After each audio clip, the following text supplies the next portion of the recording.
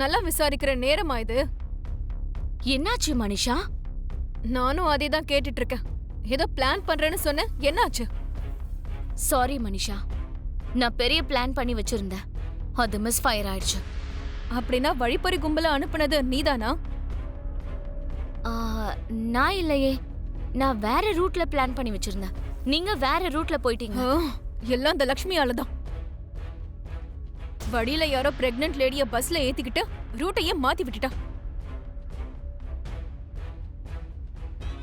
அவள இந்த ஊர்ல தங்க தட்டுல வச்சு தாங்குறாங்க சரியும். அது எல்லாத்தையும் என்னால பாத்துக்கிட்டு இங்க சும்மா உட்கார்ந்துட்டு இருக்க முடியல. நீங்க எல்லாரும் உயிரோட இருக்கீங்கன்னு தெரிஞ்சதுக்கு அப்புறம் இங்க என்னால இருக்கவே முடியல.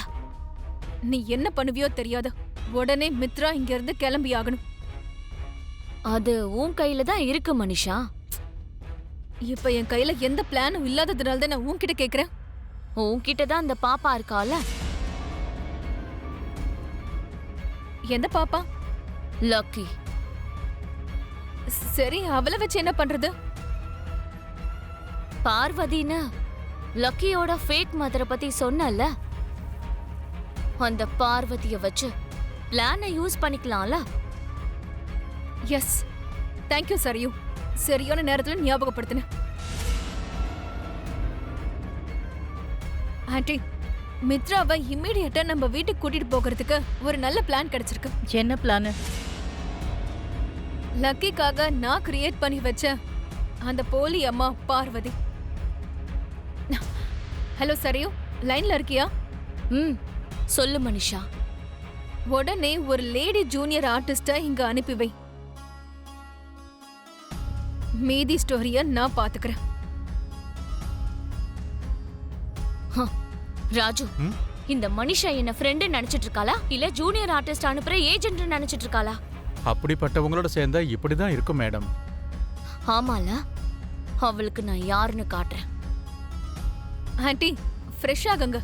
இன்னும் கொஞ்ச நேரத்துல ரிட்டர்ன் ஜர்னி ஸ்டார்ட் ஆயிடும். நீங்க 2 பேரும் இந்த ரூம்ல தங்கிக்கலாம். ரொம்ப சௌகரியமா இருக்கும். உங்களுக்கு ஏசி, ஹீட்டர், உங்களுக்கு வேண்டிய எல்லாமே இங்க இருக்கும். உங்களுக்கு எந்த பிரச்சனையும் இருக்காது. ஐயோ பரவாயில்ல தாத்தா, எப்படி இருந்தாலும் பரவாயில்ல, அட்ஜஸ்ட் பண்ணிக்கிறோம். நீங்க இந்த வீட்டு மாப்பிள்ளை தம்பி, உங்களுக்கு நாங்க எந்த குறையும் வைக்க கூடாதுல்ல. தாத்தா, இவரு எந்த ஒரு விஷயத்தையும் பெருசா குறையெல்லாம் எடுத்துக்க மாட்டாரு. தரையில படுத்துக்க சொன்னாலுமே படுத்துப்பாரு. மிளகா சோறு சமைச்சு கொடுத்தாலும் சாப்பிடுவாரு. என்னம்மா சொல்ற? மாப்பிள்ளைய போய் இப்படியெல்லாம் பேசலாமா? நீங்க தப்பா எடுத்துக்காதீங்க மாப்பிள்ள. எங்க ஜானவிக்கு இன்னும் சின்ன வயசு புத்தி போல, இன்னமும் குறும்புக்காரி தான். பரவாயில்ல தாத்தா, என் பேரு சொல்லி உங்க பேத்திய 2 அடி அடிங்க. இவ சேட்டைக்கு அளவே இல்லாம போயிடுச்சு. ரொம்ப கொடூரமானவ. அதெல்லாம் இல்ல தம்பி, பேச்சுதான் இப்படி இருக்கே தவிர மனசு வெள்ள தம்பி. என் லக்ஷ்மியும் ஜானுவும் சொக்க தங்கங்க. அம்மா, மாப்பிள்ளைக்கு என்ன வேணுமோ கவனிமா. சரிங்க தாத்தா. என்ன ஜான், என்ன தரையில படுக்க சொல்றியா? எனக்கு மிளகா சோறு கொடுப்பியா? நீ சொன்னதெல்லாம் எங்க அம்மா கேட்டிருந்தா இப்பவே என் கையை பிடிச்சு என்ன ஊருக்கு கூட்டிட்டு போயிடுவாங்க. போங்க, அம்மாவும் பையனும் இப்பவே கிளம்பி போங்க.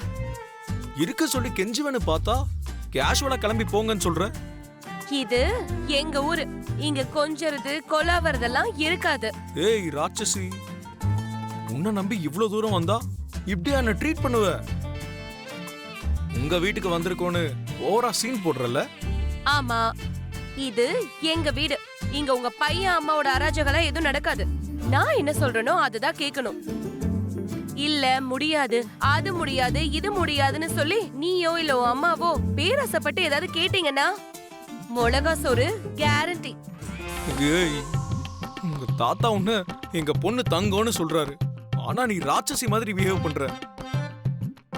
கொஞ்சம் ரொமான்டிக்கா இருக்க ட்ரை பண்ணு. அப்படின்னா எப்படி? இப்படியா?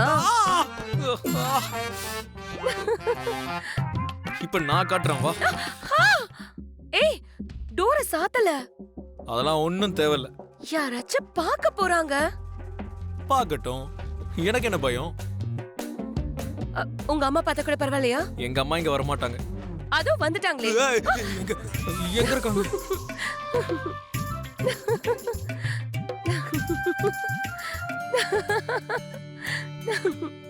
என்கிட்டயே நீ ஆட்டம் காட்டுறல. நீங்க இங்க தான் இருக்கீங்களா? உங்களை நான் வீடு முழுக்க தேடிட்டு வரேன். என்னை கவனிக்கிறதுக்கு இப்பதான் உனக்கு நேரம் கிடைச்சிருக்கு போல இருக்கு. சாரிங்க, எங்க ஊருக்காரங்க எல்லாம் பார்த்தேன் இங்க உனக்கு நிறைய ஃபாலோயிங் இருக்கு. ஊர் முழுக்க உனக்கு ஃபேன்ஸ் இருக்காங்க போல. ஊர்ல யாருக்கு எந்த கஷ்டம் வந்தாலும் நான் தான் முதல் ஆளா போய் நிப்பேன். அதனால தான் அவ்வளோ பாசத்தை காட்டுறாங்க. இங்க எலெக்ஷன்ல நின்னா நீ தான் ஜெயிப்ப போல இருக்கு. அதெல்லாம் இல்லைங்க. வாங்க, நான் ரூம் காட்டுறேன். ஃப்ரெஷ் ஆகுங்க. ஐயோ, முதல்ல உன் உபசரிப்பு, பராமரிப்பு, நல விசாரிப்பு, அதுக்கப்புறம் தானே நானு. நான் தான் சாரி சொன்னேன் இல்லைங்க. உங்களுக்கு ஒரு விஷயம் சொல்லவா? நீங்க அங்க இருக்க மாதிரி உங்களுக்கும் எனக்கும் சம்பந்தம் இல்லாம இருக்காதீங்க. தாத்தாக்கு தெரிஞ்சா ஃபீல் பண்ணுவாரு. அப்படி ஆக்ட் பண்ண மாட்டேன்னு இங்க வரதுக்கு முன்னாடியே சொல்லிட்டேன்ல. நடிக்கலாம் என்னால முடியாது. ப்ளீஸ்ங்க, அப்படிலாம் சொல்லாதீங்க. இந்த ஊர்ல இருக்க வரைக்கும் என்கிட்ட கொஞ்சம் நல்லபடியா இருங்க போதும்.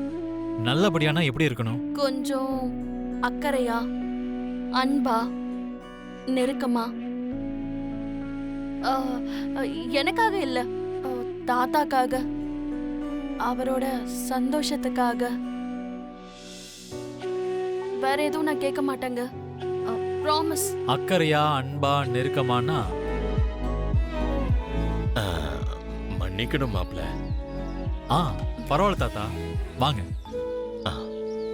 ஓ, தாத்தாவை பார்த்து தான் இவர் இப்படி நடந்துக்கிட்டாரா? என்னம்மா மாப்பிள்ளைய வெயில்ல நிக்க வச்சிருக்க? காஃபியாவது கொடுத்தியா இல்லையா? இல்ல, நான் இன்னும் ஃப்ரெஷ் ஆகல. அப்புறமா குடிக்கிறேன். பிறந்த ஊரை பார்த்த உடனே புருஷனை கொஞ்சம் கவனிக்க மாட்டியாமா? வந்த உடனே ரூமை காட்டி இருக்கணும்ல. மன்னிச்சிடுங்க மாப்பிள்ள, பயணம் செஞ்சு ரொம்ப சோர்ந்து போயிருப்பீங்க. நீங்க முதல்ல ரூமுக்கு போய் குளிச்சுட்டு வாங்க. டிஃபன் எல்லாருக்கும் ரெடி ஆயிட்டு இருக்கு. நீங்க 2 பேரும் வந்த உடனே எல்லாரும் சேர்ந்து ஒன்னா சாப்பிடலாம்.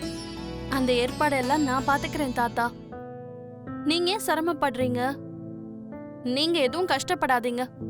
அதெல்லாம் எதுவும் இல்லம்மா, இது நம்ம கடமைமா.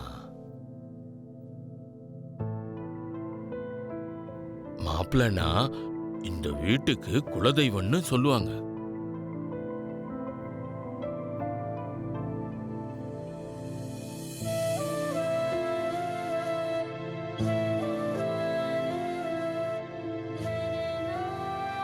நம்ம மாப்பிள்ள உங்க தாத்தா கண்ட கனவுமா.